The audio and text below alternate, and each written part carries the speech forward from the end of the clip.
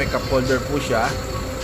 Tsaka yung power switch on. And then yung kanyang monitor, rear cam at saka front cam. At meron na rin siyang dalawang CCTV sa loob po. Equip po siya ng PA. Yan po ay request po ng client. So, check po natin yung loob. And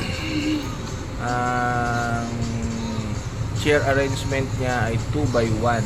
So seating capacity niya ay 30. Sama na po yung driver. 6 na upuan po yung jump seat niya. And nare-recline din po.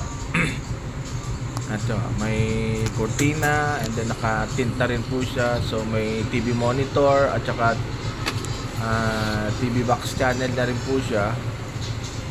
And yung steering niya po ay pwede po sa CD. Parang pwede kayo manood. Po, malinaw, maganda saga po ng antena. Ayan po.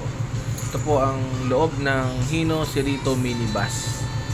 Ayan po. Para doon sa gusto mag-inquire, nandiyan naman yung number ko. Just call me or message me para sa mga specification or price. Morning mga ma'am and sir. Ngayon, narito po tayo sa loob ng aming tinatawag na Cerrito Minibus. Pakita ko po sa inyo yung loob. Ayan po. 30 seating capacity po yan. Tsaka built-in na rin po yung kanyang TV monitor. Tsaka TV box po siya. Para sa habang nabiyahe po tayo pwede tayong manood ng movie o television.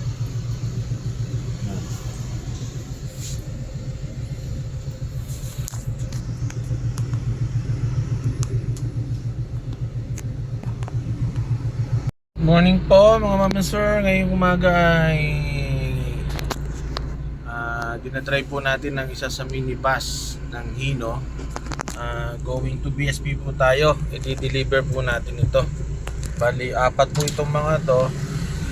Ayan o. Kita ko sa inyo yung iba. Ayan o.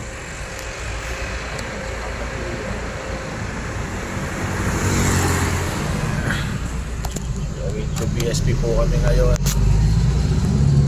Thank you Lord.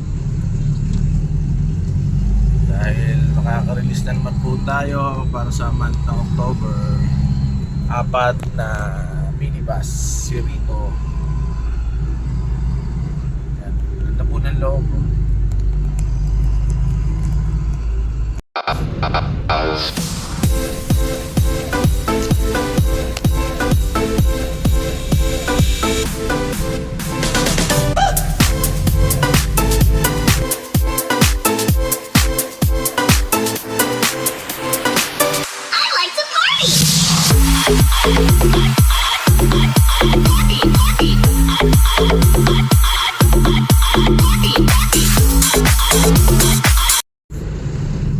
Ang lakas ng ulan dito.